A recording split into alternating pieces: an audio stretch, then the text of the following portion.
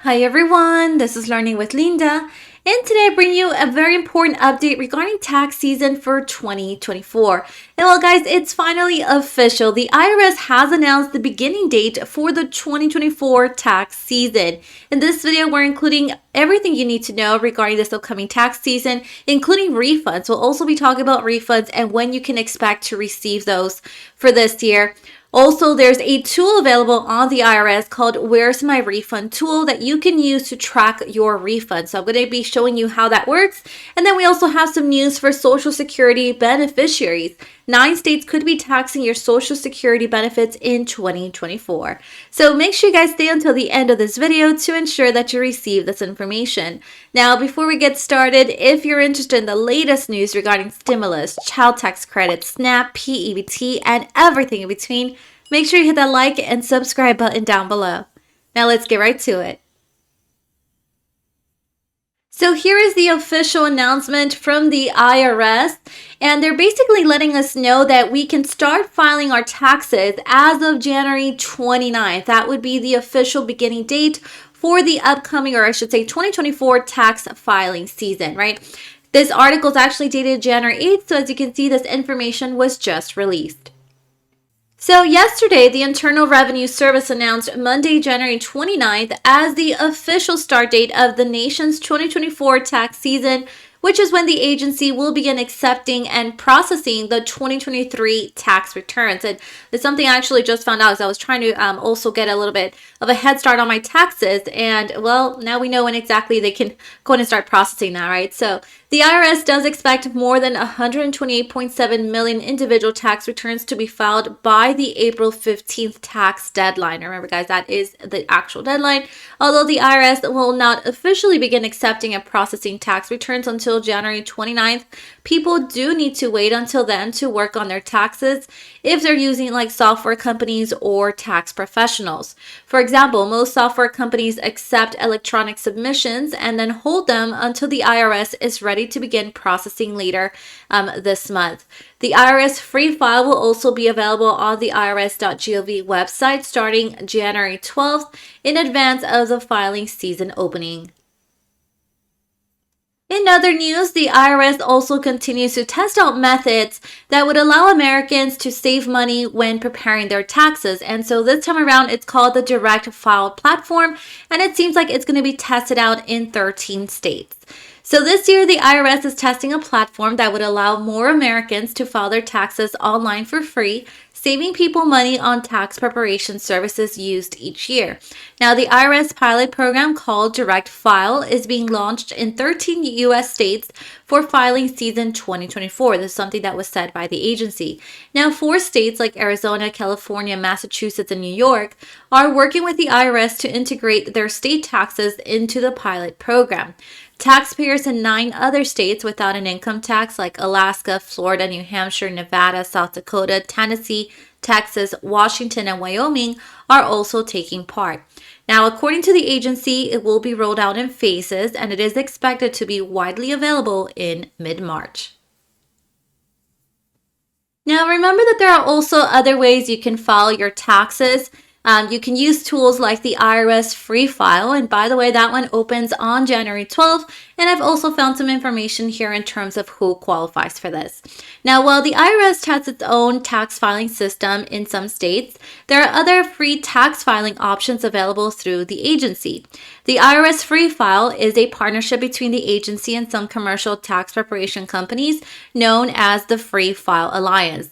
Now, in 2024, IRS Free File opens on January 12th, when participating software companies will accept completed tax returns and they pretty much hold them until they can be filed electronically with the IRS. And remember, guys, that they'll pretty much hold them because the IRS will not start accepting those tax returns until the official beginning date, which would be, once again, January 29th. So the IRS Free File system is available to a taxpayer or family with an adjusted gross income of $79,000 or less in 2023. And now, of course, when we talk about taxes, we also want to discuss tax refunds. So if your question is, when can you expect your tax refund? Well, here's some information I found. Of course, there's various factors that can affect the timing of a refund after the IRS receives your tax return. Now, the agency said most refunds are issued in less than 21 days. However, it cautions taxpayers not to rely on receiving a refund by a certain date, particularly when making major purchases or paying bills. Taxpayers can check a refund status by using the Where's My Refund tool online, and I'll show you guys shortly how to use that. The agency also added that it cannot issue earned income tax credit and additional child tax credit refunds before mid-February as part of the Federal Protecting Americans from Tax Hikes Act. Now, the IRS expects most EITC/ACT related funds to be available in taxpayer bank accounts or on debit cards by February 27th if they chose direct deposit, and then there are no other issues with their tax return. So now that we know the official start date of when you can start filing your taxes in the 2024 tax season, here is an estimated tax refund calendar to kind of reflect that starting date, right? So let's say you've stayed on top of your taxes and you are ready to submit on January 29th, or anywhere, I should say, between January 29th till February 3rd.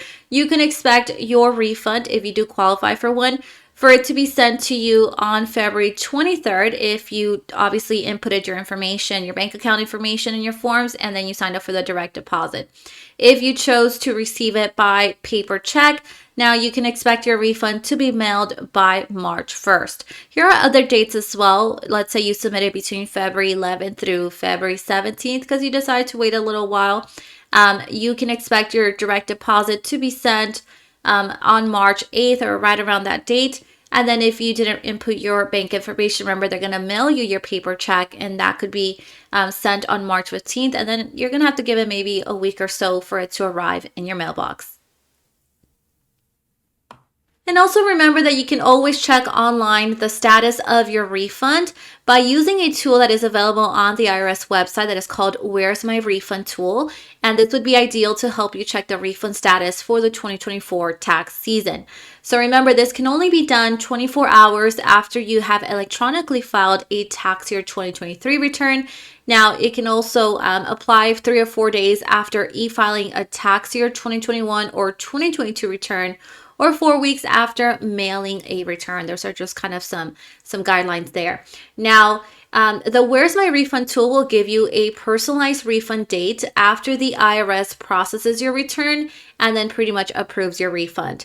Now, the tracker also displays progress through 3 stages. It'll tell you when your return was received, when your refund was approved, and then also when your refund was sent. So to use the Where's My Refund tool, you need to provide a couple of additional information, right? Like you need to input some information like your social security number or your individual taxpayer ID number, the filing status, and the exact whole dollar amount of your expected refund. So here is the tool called Where's My Refund, again, where you can track or the status of your forms that you've submitted and whether or not your refund was approved and whether or not it's been sent as well, right? So here I am on the official website for the IRS. And so the link is pretty much irs.gov/refunds. And you always want to make sure that you are on the correct website, especially before you submit any type of personal information, right? So once you're on here, you're going to go ahead and click right here where it says, Where's My Refund? You're going to scroll down and see it already starts telling you that you're going to be needing your social security number, your filing status, and then again, the exact refund amount on your return. I'm sure they do all of that for security reasons. So go ahead and click right here where it says check your refund. It pulls up this next page. And then this is pretty much where you're going to have to input your information. You're going to select your social security number. You're going to input that. You're going to select the tax year, the filing status, and again, it's going to ask you for the total refund amount shown on your tax return. Then you just go ahead and click submit, and then it should pull up your personal information. I'm also including some very important news for those that receive Social Security. So it seems like in 2024, you may have to pay Social Security state income tax if you live in one of the following 9 states. But of course, it's going to vary also on your income. So, for the 2024 tax year, 9 states will tax Social Security benefits like Colorado, Connecticut, Kansas, Minnesota, Montana, New Mexico, Rhode Island, Utah, and Vermont. All other states and DC do not tax the payments.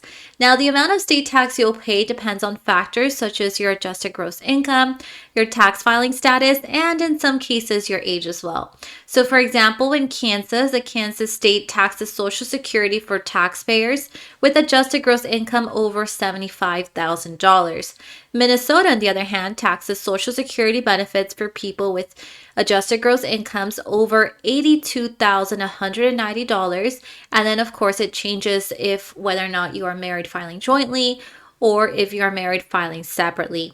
The state of New Mexico also taxes Social Security benefits for taxpayers with more than $100,000 in income. And then it'll be $75,000 if married filing separately, or $150,000 if a surviving spouse, head of household, or you are married filing jointly. And well, that is all the updates that I have for today. Remember to turn on your notification button to know when I have uploaded a new video. See you guys next time.